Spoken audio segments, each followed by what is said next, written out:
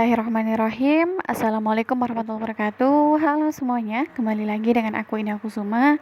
Pada video kali ini aku akan membahas tentang azas kewarganegaraan berdasarkan Undang-Undang Republik Indonesia Nomor 12 Tahun 2006. Buat teman-teman yang belum tahu, tonton videonya sampai selesai ya.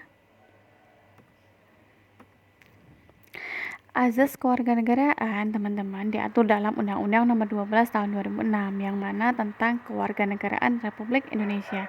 Yang mana Indonesia itu menganut beberapa azas, di antaranya 1. Azas ius sanguinis, yang mana penentuan kewarganegaraan seseorang itu berdasarkan keturunan dari orang tuanya gitu ya. Kemudian contohnya itu adalah negara Filipina, negara Indonesia, kemudian Republik Rakyat Tiongkok, dan lain sebagainya. Yang kedua, yaitu azas ius soli, yang mana dalam menentukan kewarganegaraan seseorang itu, teman-teman, didasarkan pada tempat kelahiran. Jadi, penentuan kewarganegaraannya itu berdasarkan di mana ia dilahirkan.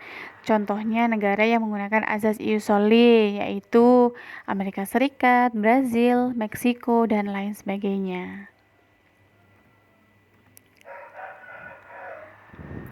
Yang ketiga, azas kewarganegaraan tunggal, yang mana azas ini menentukan satu kewarganegaraan saja bagi setiap individu. Jadi tidak boleh memiliki kewarganegaraan ganda.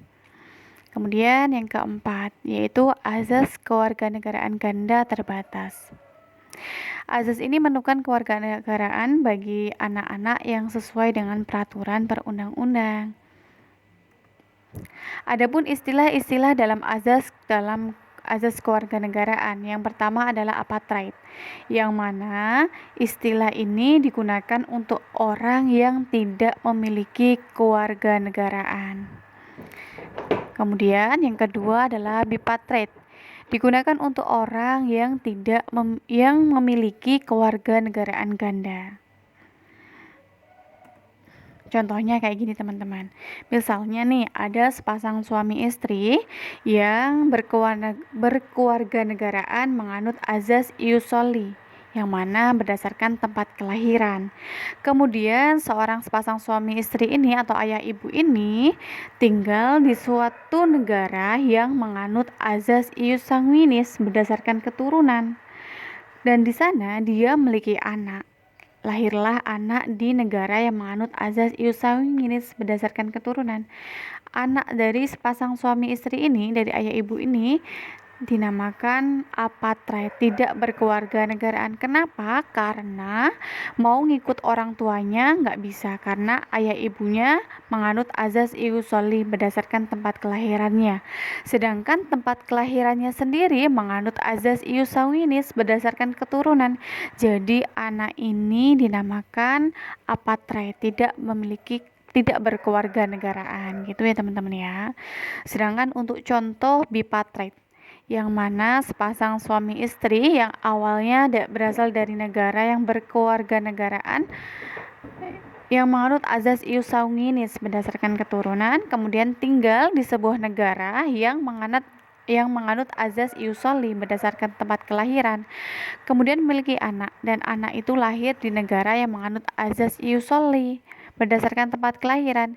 Anak ini memiliki kewarganegaraan ganda atau bipartheid. Kenapa? Karena dia lahir di tempat yang menganut azas ius soli, yang mana berdasarkan tempat kelahiran, dan memiliki orang tua yang menganut azas ius sanguinis berdasarkan keturunan. Jadi anak ini memiliki kewarganegaraan ganda. Begitu ya, teman-teman ya. Sangat mudah untuk dipahami. Kemudian lanjut. Yang ketiga yaitu istilah dalam kewarganegaraan. Yang ketiga yaitu stelsel aktif, yang mana seseorang harus melakukan tindakan hukum tertentu secara aktif untuk menjadi warga negara. Jadi prosesnya itu dinamakan dengan naturalisasi biasa. Yang keempat yaitu stelsel pasif, yang mana seseorang dengan sendirinya dianggap menjadi warga negara tanpa harus melakukan suatu tindakan hukum tertentu. Ini dinamakan dengan naturalisasi istimewa. Seseorang warga negara dalam suatu negara pada dasarnya memiliki hak-hak, di antaranya yang pertama adalah hak opsi. Hak opsi itu teman-teman hak untuk memilih kewarganegaraan, yang mana ini tergolong dalam stelsel aktif. Kemudian yang kedua adalah hak repudiasi, yaitu hak untuk menolak suatu kewarganegaraan. Ini berlaku untuk dalam stelsel pasif. Dari sini paham ya teman-teman ya. Apabila ada yang perlu dipertanyakan, teman-teman bisa DM di Instagram aku. Demikian, wassalamualaikum warahmatullahi wabarakatuh.